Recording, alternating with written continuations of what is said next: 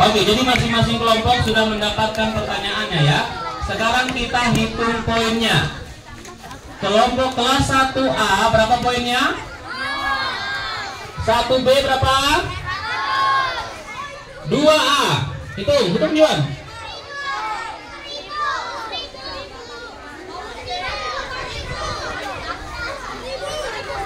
1000 poinnya ya. Oke, 1000 poinnya. Tepuk tangan untuk kelas 2A. Selanjutnya 2B, berapa ini 2B ini hitung? Berapa? 400. Dengan demikian yang masuk ke babak rebutan adalah 2A dan 2. Tepuk tangan untuk kelas 1A dan 1B. Beri semangat mereka. Ayo kembali ke tempat duduk. Silakan kembali ke tempat duduk.